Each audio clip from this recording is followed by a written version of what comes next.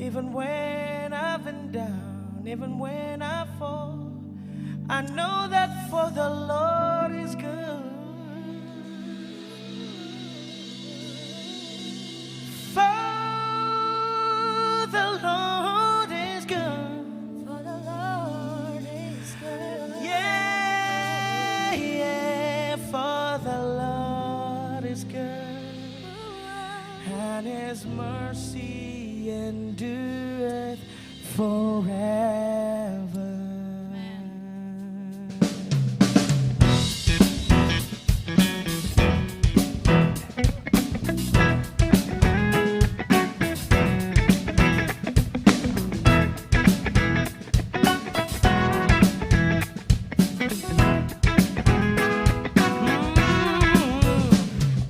Enter His gates with thanksgiving.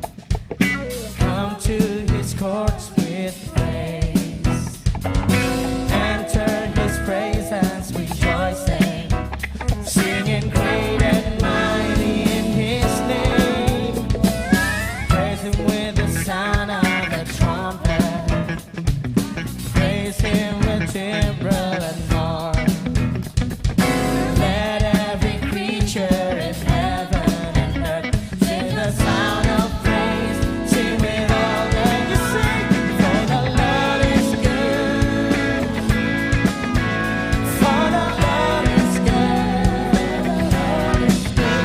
For the Lord is good, and His mercy endures forever.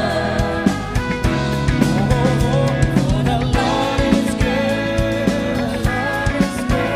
For the Lord is good. For the Lord is good, and His mercy endureth forever. For the Lord is good. And His mercy endureth forever.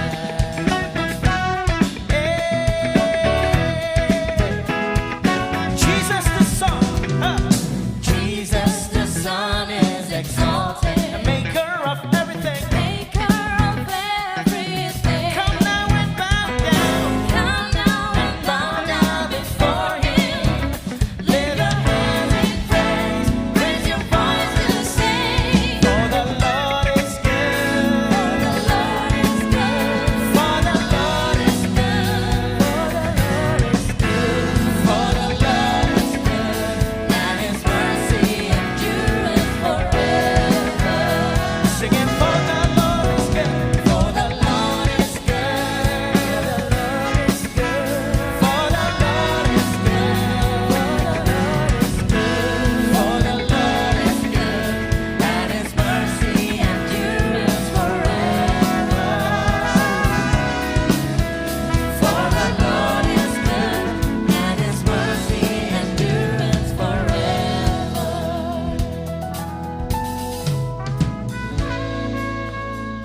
Yeah.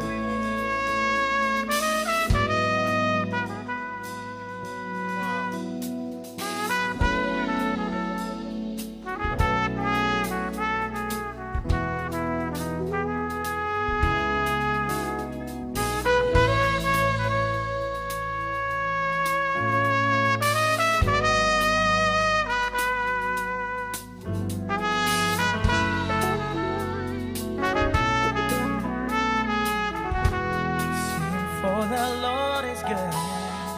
For the Lord is good.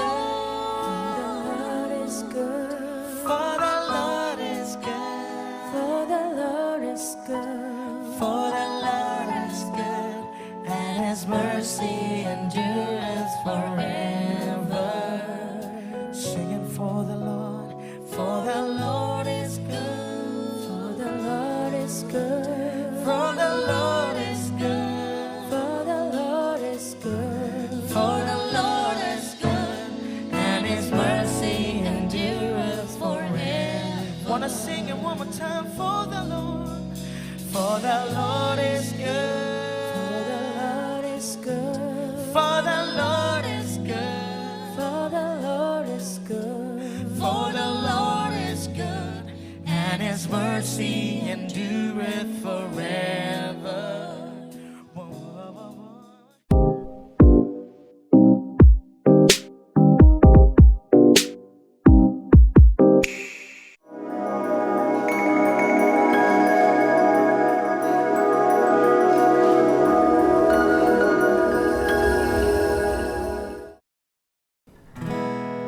Shalom jemaat Tuhan, selamat datang di ibadah tengah minggu ICA Jemaat Indonesia Hong Kong. Senang saya Pastor Yer dan ada Pastor Ari.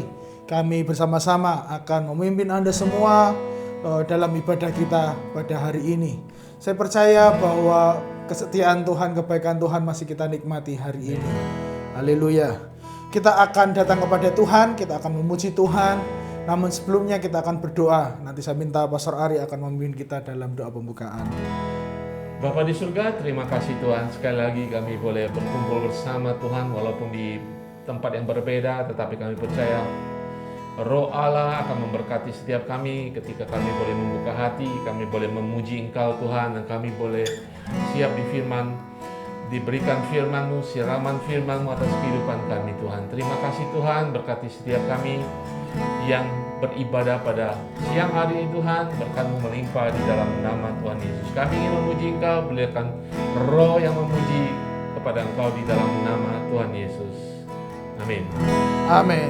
Kita angkat satu pujian bersama-sama. Dia Tuhan yang benar, Dialah gunung batu dan kota benteng kita.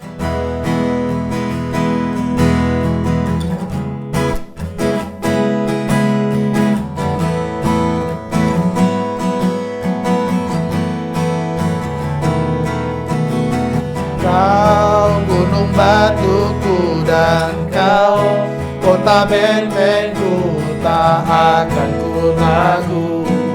Kau menjamin hidupku, kau keselamatanku, dan kau yang membelaku, tak akan ku ragu.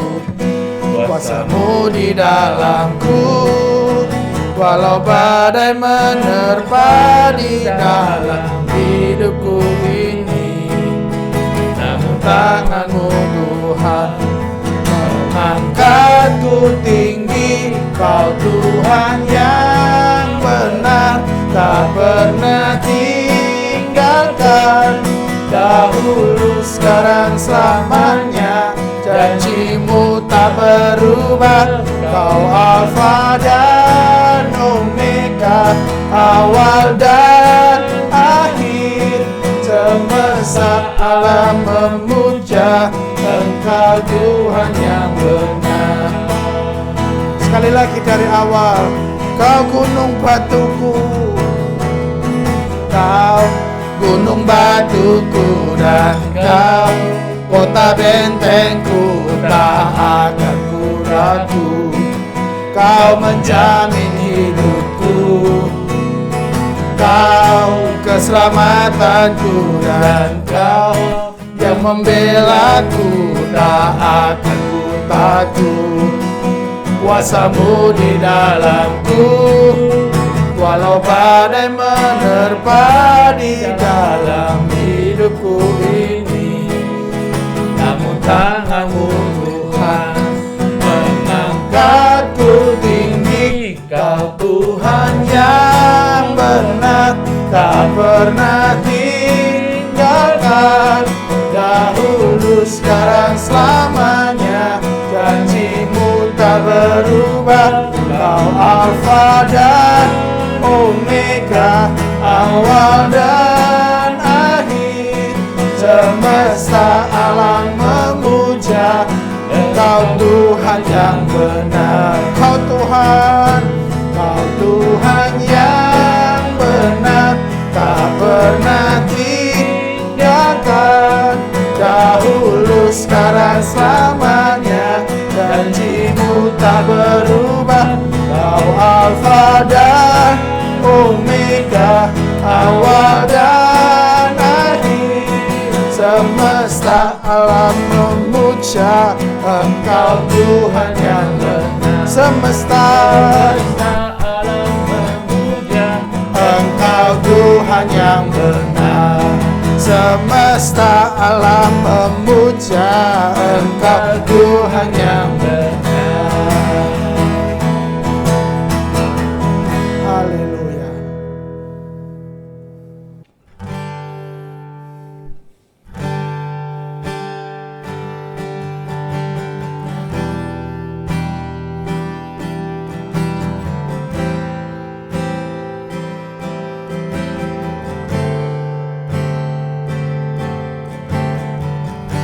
Kami datang saat ini ya Tuhan, sekali lagi kehadirat-Mu yang kudus ya Tuhan. Kami mau menyembah Engkau, kami mau meninggikan dan memuji nama-Mu ya Bapa. Haleluya. Kita angkat satu pujian. Ku datang Tuhan dalam hadirat-Mu. Ku datang Tuhan dalam hadirat-Mu, berhiaskan kekudusan. Seluruh surga sujud menyembah-Mu. Ku tersungkur dan berseru, ku datang Tuhan, datang Tuhan dalam hadirat-Mu, berhiaskan kekudusan. Seluruh surga sujud menyembah-Mu. Ku tersungkur dan berseru, kudus, kuduslah, kuduslah Tuhan, Allah semesta alam. Kudus, kuduslah, kuduslah Tuhan, surga bumi menyembah-Mu. Ku datang Tuhan dalam hadirat-Mu, berhiaskan kekudusan. Seluruh surga sujud menyembah-Mu. Ku tersungkur dan berseru, kudus, kuduslah, kuduslah Tuhan, Allah semesta alam.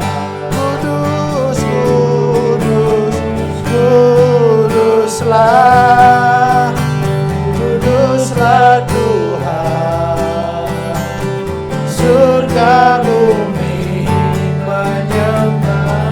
Kudus, kuduslah, haleluya, kuduslah Tuhan, oh Allah semesta alam.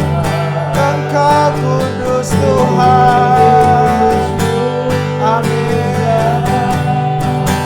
Kuduslah Tuhan, surga bumi menyembah. Surga bumi menyembah-Mu. Surga bumi menyembah-Mu. Mari sembah Tuhan, haleluya, haleluya, haleluya, haleluya, haleluya. Biarlah setiap hidup kami membawa penyembahan yang hidup, membawa pujian. Haleluya, haleluya, haleluya, haleluya. Kau Allah kami yang kudus, biarlah kekudusan-Mu Tuhan memenuhi kami. Kau Allah yang kudus, Kau Allah yang kudus. Haleluya, haleluya, haleluya. Kau Allah yang kudus, Kau Allah yang kudus. tata suci-Mu kami menyembah, nama-Mu disanjung, kuasa-Mu nyata sempurna. Kami puja Engkau Raja mulia, Kau Allah yang kudus, Kau Allah yang kudus, Kau Allah yang kudus. Di tata suci-Mu kami menyembah, nama-Mu disanjung, kuasa-Mu nyata sempurna. Kami puja Engkau Raja mulia, kami puja, kami puja Engkau Raja mulia. Engkau Allah kami yang kudus, biarlah kekudusan-Mu memenuhi kami semua. Kekudusan-Mu menjadikan kami kudus. Kekudusan-Mu menjadikan kami benar Tuhan di hadapan-Mu. Kami akan mendengarkan firman Tuhan pada saat ini. Biarlah Engkau berbicara melalui hamba-Mu Tuhan. Dalam nama Yesus kami siap dengarkan firman Tuhan. Haleluya. Amin. Amin. Haleluya. Saudara sekalian, mari kita siap dengan firman Tuhan. Saya percaya firman Tuhan yang akan memberkati kita. Saudara, Pak Jer, kita bulan ini bicara dari kitab Efesus ya. Nah, ibadah tengah minggu kali ini kita juga menyelipkan bagian daripada Efesus yang tidak dibahas di dalam seri khotbah. Ya. Ya. Kita sudah belajar Efesus 1 sampai 3 itu berbicara tentang doktrin, dan kemudian 2 minggu lalu kita memulai bagian pasal keempat yang berbicara tentang hal yang praktikal, ya, hal sehari-hari, penerapan dalam kehidupan kita sebagai orang yang sudah dijadikan baru, kehidupan rohani kita sudah dihidupkan oleh Tuhan. Nah, minggu lalu kita berbicara tentang kesatuan di dalam umat Tuhan, hidup untuk memelihara kesatuan. Ya, kemudian kita berbicara hidup yang selalu mengalami kebangunan rohani, ya, hidup di dalam kasih Tuhan, hidup dalam hikmat bijaksana Tuhan. Ya, saat ini saudara, sebenarnya kita berbalik sedikit. Hari ini kita berbicara di dalam Efesus pasal keempat, di bagian keduanya, ya, juga berbicara tentang bagaimana kita sebagai anak Tuhan yang sudah menjadi umat Tuhan, yang sudah menjadi manusia baru, untuk menjalankan hidup. Nah, saudara ingat Pak Jaya, kita ingat pasal keempat ayat pertama, firman Tuhan mengatakan, sebab itu aku menasihati kamu. Ya, Paulus menasihati setelah dia menjabarkan doktrin keselamatan, doktrin kita menjadi umat Tuhan. Orang yang dipenjarakan oleh Tuhan supaya hidupmu sebagai orang-orang yang telah dipanggil berpadanan dengan panggilan itu. Nah, itulah ingatan kita lagi ya. Sekarang bukan tentang iman, tetapi iman yang bekerja, iman yang hidup, iman yang memuliakan Tuhan. Kita hidup sepadanan dengan panggilan kita sebagai anak Tuhan. Nah, di paruh kedua daripada pasal keempat, firman Tuhan mengajak kita untuk hidup yang layak sesuai dengan panggilan kita, yaitu untuk menjadikan hidup kita sungguh-sungguh bait Allah yang kudus. Ya, kalau saya boleh kutip lagi di Efesus 2 mengatakan, agar kita menjadi bait Allah yang kudus, tempat kediaman Allah, yaitu Roh Kudus. Nah, jadi judul firman Tuhan hari ini hidup di dalam kebenaran dan kekudusan. Dari Efesus 4 ayat 17 sampai ayat 32. Nah, di bagian ini dibagi menjadi dua. Ada Rasul Paulus memberikan peringatan. Ya, peringatan buat kita. Jangan sampai kita kembali lagi kepada manusia lama. Bagian kedua nanti akan dijelaskan oleh Pastor Jeremiah lebih jelas lagi bagaimana perubahan yang seharusnya terjadi dalam kehidupan kita. Nah, saudara sekalian, di bagian pertama tentang peringatan daripada Rasul Paulus di dalam Efesus 4 ayat 17 sampai 23 mengatakan bahwa pertama, tidak lagi berjalan seperti orang yang belum percaya. Saudara, dan kita disebut orang-orang percaya. Peringatannya, jangan lagi kita berjalan seperti kita dulu orang yang belum percaya. Nah, di ayat 17 mengatakan Pak Jer ya, sebab itu kukatakan dan kutegaskan ini kepadamu di dalam Tuhan.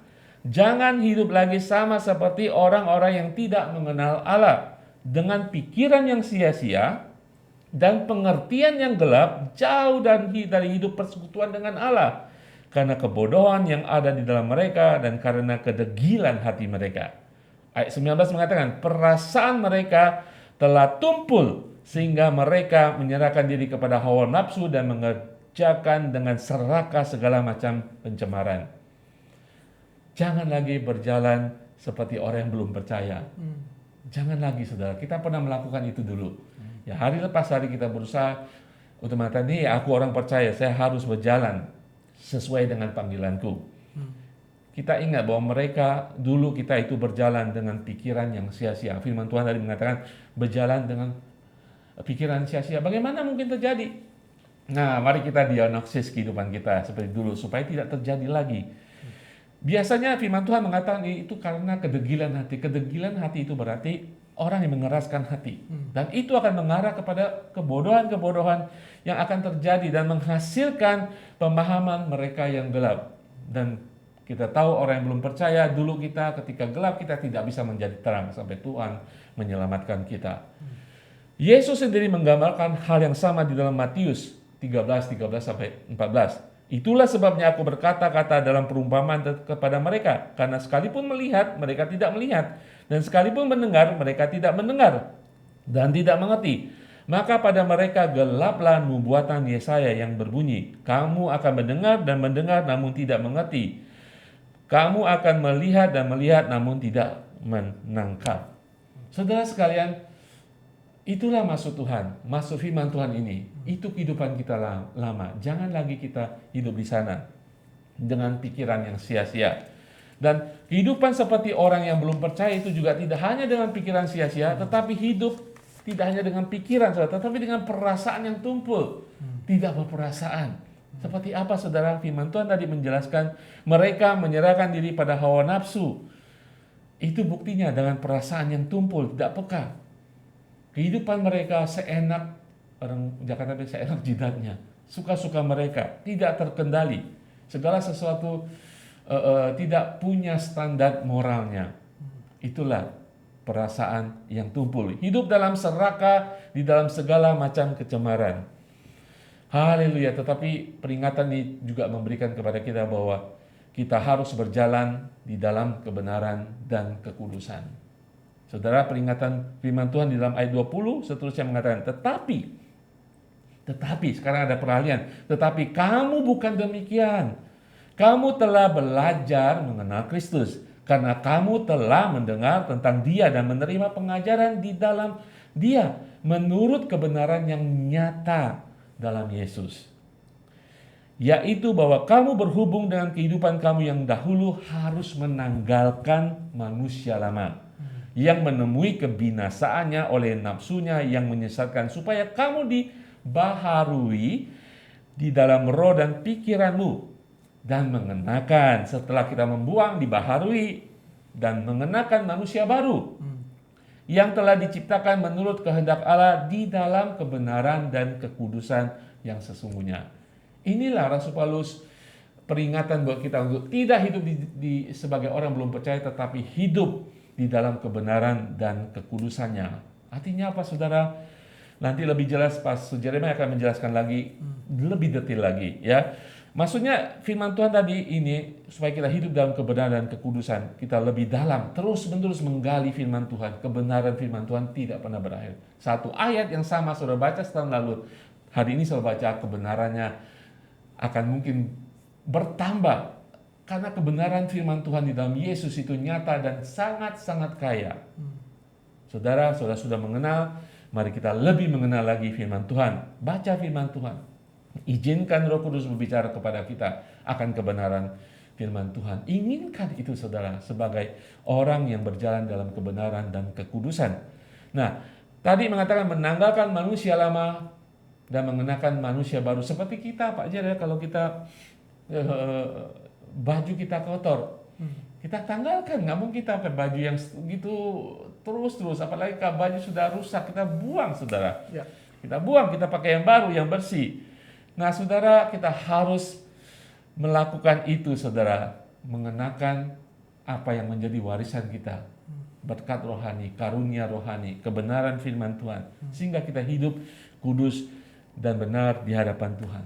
Saudara, kita harus sesuai dengan firman Tuhan, hidup berjalan sesuai dengan kebenaran dan kekhususan Tuhan, dan mau diperbaharui roh dan pikiran kita. Jangan lagi pikiran kita menjadi tumpul, perasaan kita menjadi tumpul, kita harus diperbaharui roh dan pikiran kita. Nah saudara, dalam Kolose 3 ayat 1-2 mengatakan, jangan lagi kamu saling mendustai, karena kamu telah menanggalkan manusia lama serta kelakuannya, dan telah mengenakan manusia baru yang terus-menerus diperbaharui untuk memperoleh pengetahuan yang benar menurut gambar Khaliknya. Sekali lagi saudara, hidup di dalam kebenaran dan kekudusan ada bagian yang harus kita lakukan. Tuhan sudah menjadikan kita benar, sudah Tuhan menjadikan kita kudus, sekarang kita harus hidup di dalam kekudusan dan kebenaran. Ingatkan diri kita, manusia lama harus kita buang. Kalau kembali lagi, buang lagi.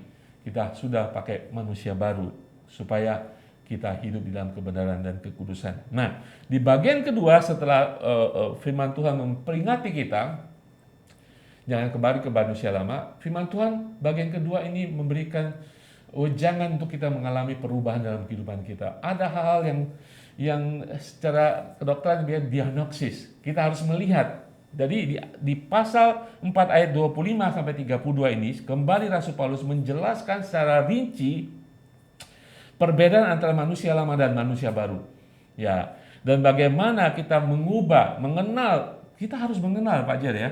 Ciri-ciri manusia lama, ya baik pada orang lain ataupun mungkin kembali dalam kehidupan kita. Kita harus mengenal, dan kalau kita sudah mengenal, kita bisa membuangnya.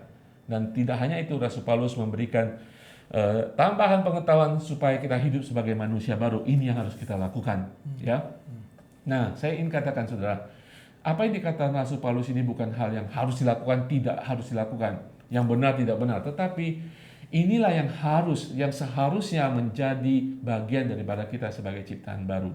Jadi motivasi kita melakukan ini bukan karena ini menurut firman Tuhan, tetapi motivasi kita lebih daripada itu. Karena tidak hanya ini kebenaran kekudusan, tetapi motivasi kita adalah lebih tinggi lagi, itu mendatangkan kemuliaan bagi Tuhan dengan hidup di dalam kebenaran dan kekudusan. Nah, bagian kedua ini Pak Jer akan berbicara tentang bagaimana perubahan yang harus terjadi, yang senantiasa terjadi dalam kehidupan kita. Silakan Pak Jer. Ya, bagian kedua seperti yang sudah disinggung oleh Pastor Ari, bukan hanya diperingatkan tetapi juga diarahkan supaya kita bisa mengalami perubahan sebagai anak Tuhan yang hidup dalam kebenaran dan hidup dalam kekudusan. Apa yang perlu dirubah? Yang pertama, yang dikatakan oleh Rasul Paulus di ayat 25 seperti ini. Karena itu buanglah dusta dan berkatalah benar seorang kepada yang lain, karena kita adalah sesama anggota. Jadi yang harus dirubah dalam kehidupan kita supaya kita mengalami kehidupan yang benar dan mengalami kekudusan Allah, maka kita harus merubah perkataan kita yang penuh dengan dusta. Kita harus membuang, kita harus mengurangi, kita harus menggantikannya setiap yang dusta itu dengan sebuah kebenaran yang daripada Tuhan. Kalau manusia lama kita, mungkin kita cenderung untuk terbiasa berbohong. Ya, dusta itu adalah berbohong, mengatakan sesuatu yang tidak seharusnya. Katakanlah kalau kita membeli sesuatu lalu kita tidak bilang bahwa saya nggak beli, saya mengambilnya dan sebagainya. Kita berbohong, itu yang sedang diingatkan oleh Rasul Paulus. Karena kedagingan kita sering mencari alasan. Dan seringkali alasannya itu untuk membenarkan apa yang kita tahu dan kita menjadi berbohong atasnya. Kita harus menggantikannya. Kalau manusia lama kita cenderung untuk suka berbohong, terbiasa dengan berbohong, atau sering berbohong, maka manusia baru kita itu adalah sebagai sesuatu hal yang tidak layak lagi untuk kita hidupi. Sesuatu hal yang harus kita ubah, sesuatu hal yang harus kita tinggalkan. Katakan ya di atas ya, katakan tidak di atas tidak. Itu adalah seseorang yang menjadi manusia baru. Tidak ada lagi kebohongan dalam dirinya. Digantikan dengan bicara yang benar, bicara apa adanya, dengan konsekuensi apapun harus kita katakan sebuah kebenaran kalau itu memang benar. Jadi mari kita belajar untuk tidak lagi mengatakan yang hanya semata-mata menguntungkan kita, meskipun kita harus berbohong. Kalau kita benar dan itu merugikan kita, ya kita harus melakukannya. Karena kebenaran itu pasti akan muncul sebagaimanapun kita berusaha untuk menutupinya. Setinggi-tingginya tupai meloncat, akhirnya akan jatuh juga. Sesembunyi apapun bangkai disimpan, baunya akan keluar juga. Jadi jemaat Tuhan, sebagai seseorang yang diubahkan menjadi manusia baru, yang pertama yang harus kita rubah adalah kebiasaan kita berdusta, kebiasaan kita berbohong. Yang kedua, apa yang harus kita ubah? Ayat 26 dan ayat 27 dikatakan seperti ini. Apabila kamu menjadi marah, janganlah kamu berbuat dosa. Janganlah matahari terbenam sebelum padam amarahmu. Dan janganlah beri kesempatan kepada iblis. Menarik. Ayat 25 tadi dikatakan, karena itu buanglah dusta. Tetapi di ayat 26 dikatakan, apabila kamu menjadi marah. Paulus tidak mengingatkan kita, menyuruh kita untuk tidak menjadi marah. Tetapi ketika kita marah, itu yang harus kita ubah. Jadi perubahan yang harus kita lakukan sebagai manusia baru adalah mengganti kemarahan yang motifnya berdosa, menjadi sebuah kemarahan yang lebih tepat atau lebih tepat sasaran dengan motivasi yang benar. Karena marah itu bisa benar, marah itu bisa menjadi berdosa. Marah itu sesungguhnya bisa diterima dan juga bisa tidak diterima. Apa yang menjadikan itu berubah? Ini yang dikatakan oleh Rasul Paulus. Apa yang membedakan marah kita itu tepat dan marah kita itu berdosa adalah ketika kita di manusia lama kita cenderung untuk berbuat dosa ketika kita marah. Ketika kita marah, kita pukul orang, kita marah, kita pukul barang, kita marah, kita hancurkan barang, ketika marah kita simpan, kita menjadi dendam, kita menjadi tidak segera menyelesaikannya. Itu manusia lama kita. Meskipun kita menjadi manusia baru bukan berarti istilahnya emosi marah itu di-uninstall sama Roh Kudus. Enggak. Marah itu masih ada, masih boleh, tetapi dengan sebuah motivasi yang tepat. Saya teringat dengan ketika Yesus marah, Yesus pun boleh marah. Yesus pun pernah marah, tetapi marahnya tepat untuk menyingkirkan semua kesalahan, untuk menghapus semua praktek-praktek yang tidak benar di bait Allah. Itu yang dilakukan Yesus. Yesus marah, dia menunggang, dia memutarbalikkan meja, membalikkan meja. Itu yang dilakukan oleh Yesus. Jadi kita mesti memiliki marah yang benar. Janganlah kamu berbuat dosa. Ketika kita marah, kita tidak boleh berbuat dosa. Kita harus menahannya. Dan menahannya dalam arti tidak meluapkannya dengan sembarangan. Dengan kata-kata kotor, dengan membanting sesuatu, kita tidak boleh melakukannya lagi. Dan ketika kita marah, kita juga harus segera menyelesaikannya. Karena Rasul Paulus memberikan frasa keterangan waktu di sana. Janganlah matahari terbenam sebelum padam amarahmu. Itu bukan berarti, Pak kalau marah saya waktu malam hari bagaimana? Apakah malam hari besoknya saya boleh marah? Bukan sedang itu yang dikatakan oleh Paulus. Tetapi tujuan, intensi, motivasi daripada kalimat ini adalah jangan terlarut dalam marah yang terlalu lama. Kalau kita terlalu lama menjaga amarah itu, maka bisa menjadi kesempatan buat iblis untuk kita melakukan dosa atau jatuh kepada amarah tersebut. Jadi ketika kita menjadi manusia baru, marah kita tidak boleh keluar sebagai ekspresi dosa. Dan yang kedua, jangan memberikan kesempatan untuk iblis menahan pengampunan, menahan kasih yang harus kita lepaskan meskipun kita dalam keadaan marah. Jadi dusta harus kita hilangkan. Yang kedua, kita harus perbaiki cara marah kita. Kita ubah motivasinya. Yakobus 1 ayat 19 dikatakan seperti ini. Hai saudara-saudara yang kukasihi, ingatlah hal ini. Setiap orang hendaklah cepat untuk mendengar, tetapi lambat untuk berkata-kata, dan juga lambat untuk marah. Jadi kita perlu hati-hati menjaga emosi kita supaya amarah itu tidak menjadi sesuatu hal yang berdosa. Yang ketiga, ini yang menarik. Ayat 28 berkata, orang yang mencuri, janganlah ia mencuri lagi.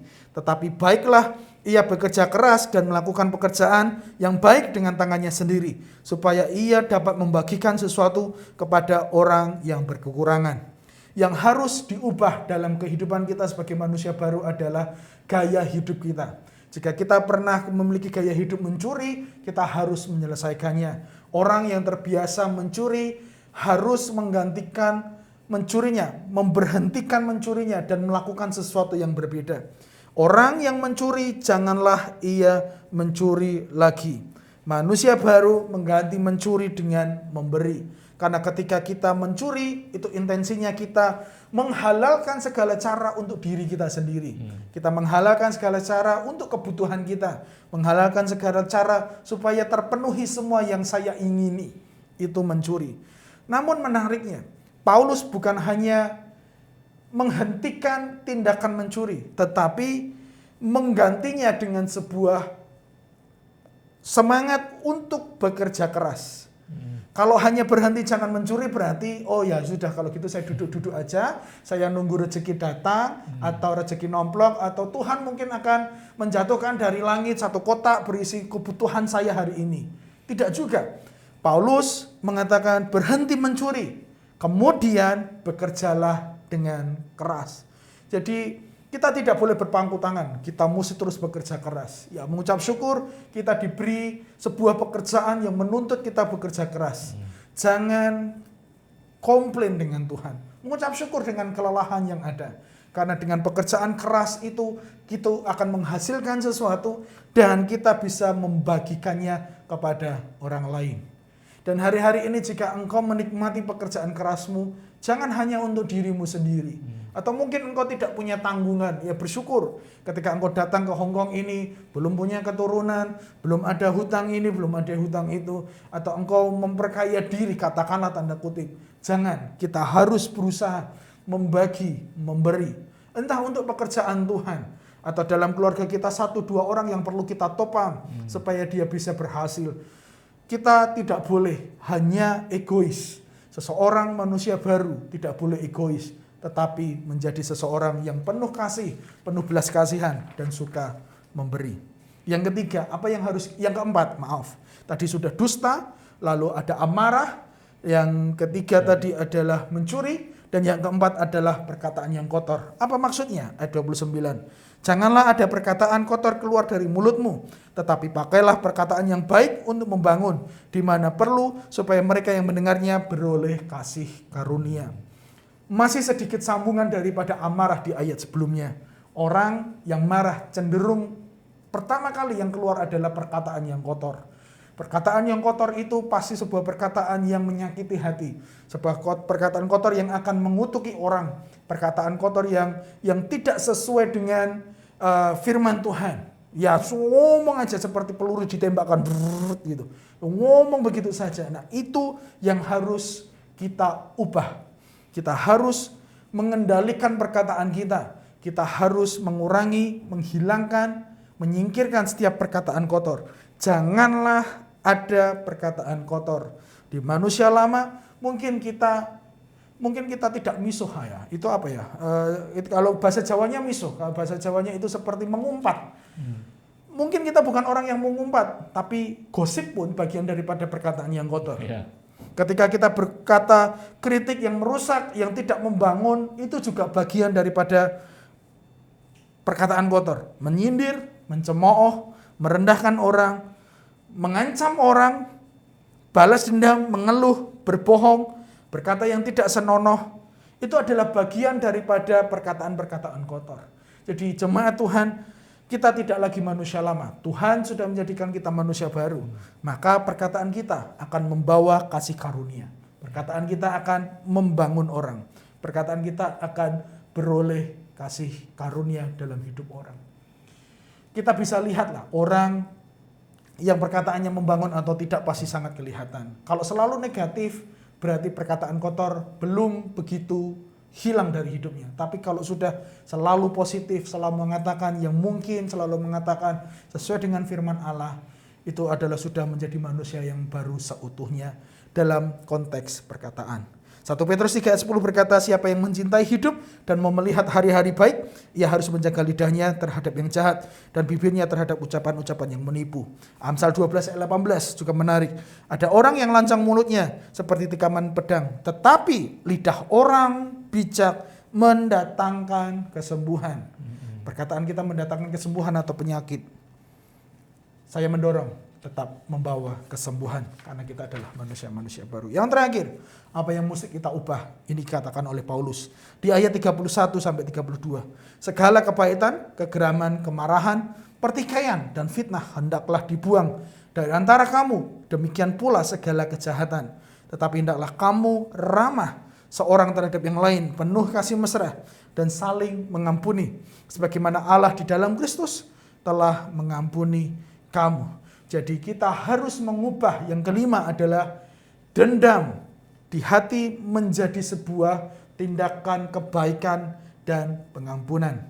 Manusia lama kita cenderung mau membalas. Rasa sakit yang kita terima, kita rasanya pengen meninggalkan sakit yang sama kepada orang yang melakukan kepada kita. Kita menyimpan itu dan kita mengambil kesempatan yang lain untuk bisa membalas.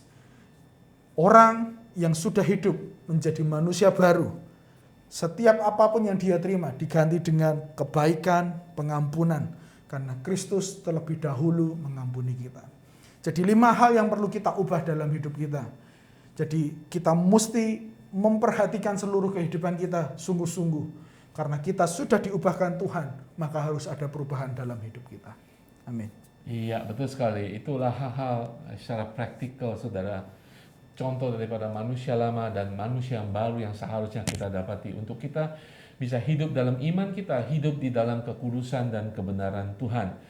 Saudara, makanya untuk hidup seperti ini tidak gampang. Kita harus selalu mawas diri, introspeksi diri, dan kita harus diagnosis kehidupan kita.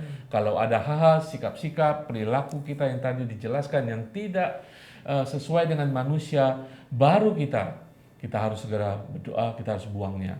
Kita harus tahu identitas kita, siapa kita saat ini. Kenapa saudara? Di dalam Efesus 4 ayat 30 mengatakan, dan janganlah kamu mendukakan Roh Kudus Allah yang telah memeteraikan kamu menjelang hari penyelamatan.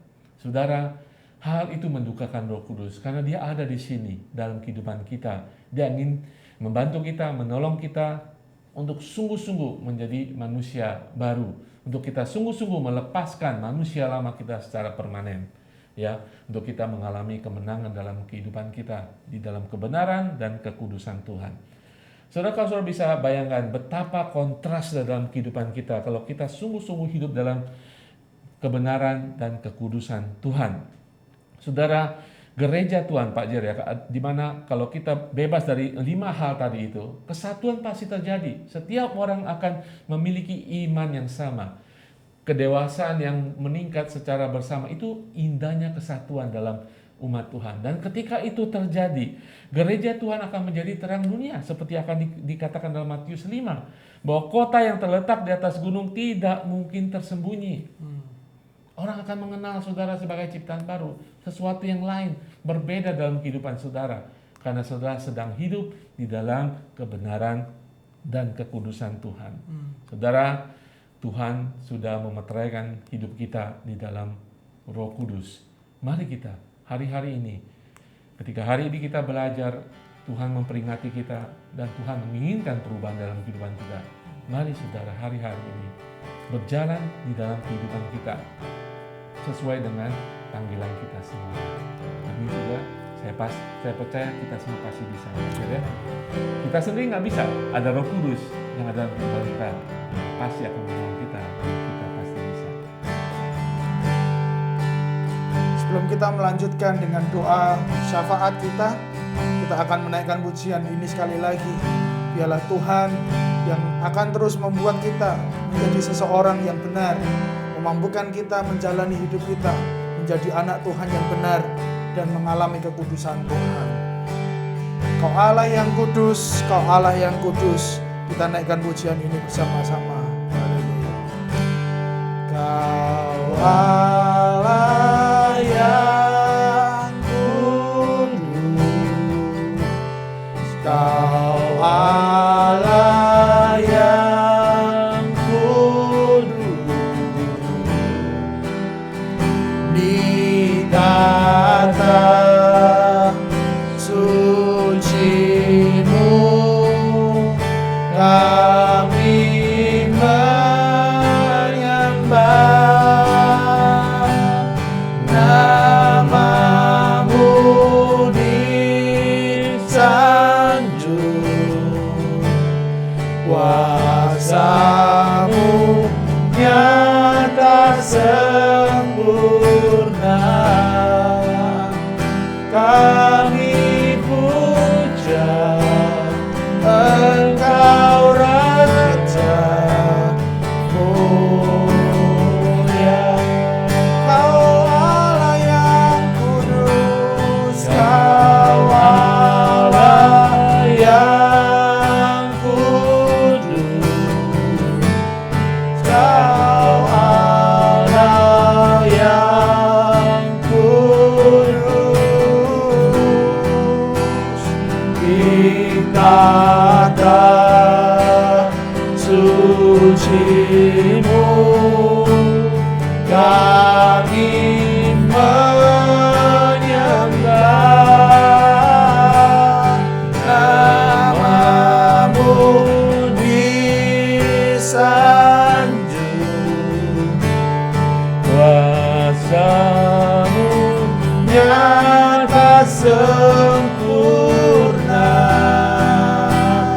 Kami puja Engkau Raja mulia. Ada dua pokok doa yang kita akan naikkan pada saat ini. Yang pertama, kita akan berdoa buat salah satu ayah dari jemaat Tuhan yang sakit, yang harus dirawat di rumah sakit, melakukan operasi dalam jantungnya. Kita akan berdoa supaya Tuhan yang campur tangan, Tuhan yang akan lakukan sesuatu. Kita lepaskan kesembuhan. Kita perkatakan iman kita bahwa Tuhan turut campur tangan buat anaknya ini yang sedang mengalami kesakitan dalam tubuhnya. Yang kedua, kita akan berdoa buat beberapa orang yang akan dibaptis di akhir dari bulan ini. Kita berdoa supaya ada sebuah suasana yang baru dalam hatinya, sebuah keputusan untuk menjadi lebih dekat dengan Tuhan, sebuah keputusan untuk menjadi dewasa di dalam Tuhan. Biarlah ini bukan hanya sebuah keputusan untuk dibaptis, tapi juga sebagai keputusan untuk melepaskan hak-haknya dan mengizinkan Tuhan bekerja sepenuhnya dalam hidupnya.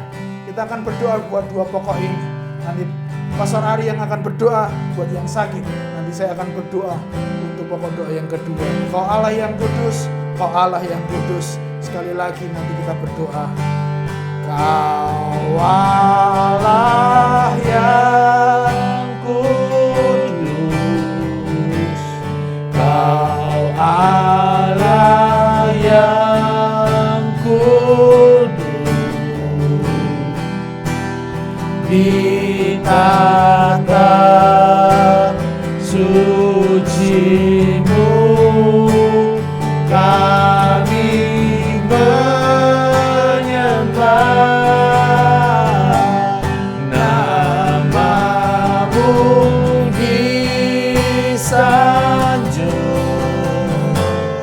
kuasa-Mu nyata sempurna. Kami puja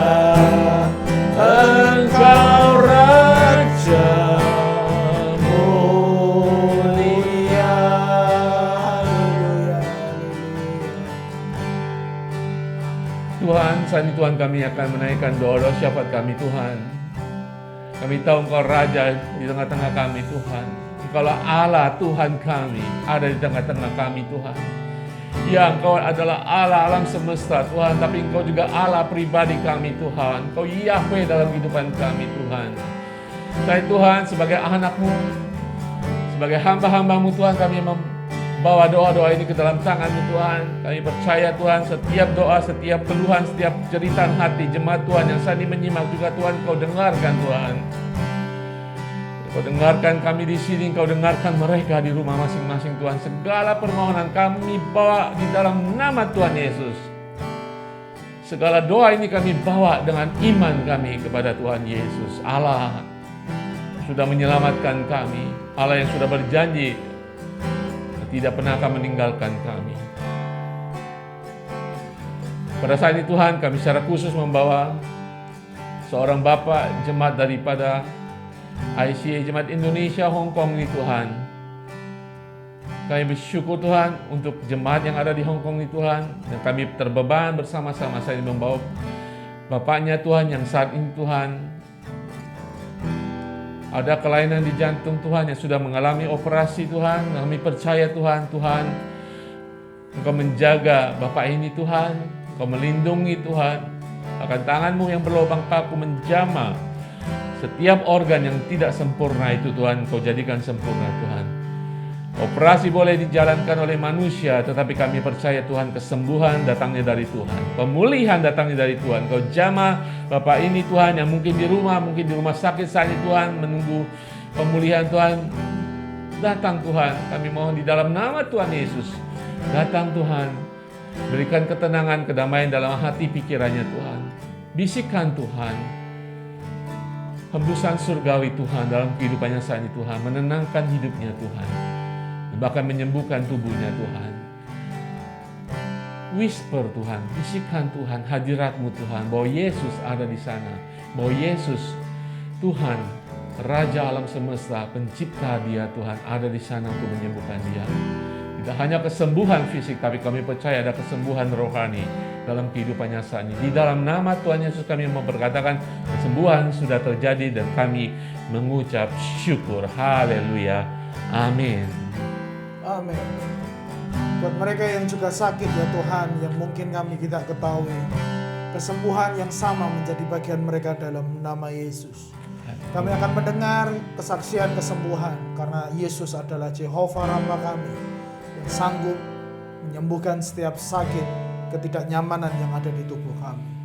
Kami mau berdoa buat teman-teman kami yang akan mengambil keputusan untuk dibaptis, mengambil keputusan untuk menyerahkan diri mereka sekali lagi kepada Tuhan secara penuh, menyelesaikan semua kebiasaan dosa yang ada di masa lalu, dan mau menjadi manusia yang baru di dalam Engkau ya Tuhan. Adalah sebuah sukacita yang besar bagi kami untuk bisa melihat keputusan serius ini ya Tuhan. Kami mau menemani mereka, kami mau berjalan sama dengan mereka ya Tuhan, supaya mereka bisa mengalami pertumbuhan ilahi dalam kerohanian mereka, supaya mereka bisa serupa dengan Kristus, supaya mereka bisa mengalami berkat-berkat ilahi yang dituliskan, yang dijanjikan di dalam Alkitab, akan menjadi bagian mereka semua dalam nama Yesus. Terima kasih ya Bapa, biarlah Engkau yang akan terus berjalan bersama dengan kami juga. Kami mau mengakhiri ibadah kami Tuhan pada saat ini. Terima kasih buat hadirat Tuhan, yang dari awal, pertengahan hingga akhirnya ibadah ini ya Tuhan, kami bisa bersama-sama merasakan hadirat Tuhan, memuji nama Tuhan, meninggikan nama Tuhan. Biarlah Engkau disenangkan atas pujian dan sembah kami. Biarlah Engkau yang mampukan kami untuk dapat hidup benar dan hidup dalam kekudusan-Mu Bapa. Terima kasih ya Bapa. Kami tutup ibadah kami pada saat ini. Amin. Saudara, mari kita menerima berkat Tuhan dimanapun saudara berada saat ini, apapun kegiatan saudara, boleh kita berhenti sejenak, mengangkat tangan kita. Mari kita akan menerima berkat rohani ini yang sudah ditetapkan oleh firman Tuhan. Tuhan memberkati engkau dan melindungi engkau. Amin. Tuhan menyinari engkau dengan wajah-Nya dan memberi engkau kasih karunia. Dan Tuhan menghadapkan wajah-Nya kepadamu dan memberi engkau damai sejahtera. Haleluya. Kami terima ya Bapa dengan segala ucapan syukur. Segala berkat rohani Tuhan yang akan memimpin hidup kami, kehidupan Amin. fisik kami, kehidupan pikiran kami, kehidupan pekerjaan, hubungan-hubungan kami, biarlah semuanya ada di tangan-Mu di dalam nama Tuhan Yesus.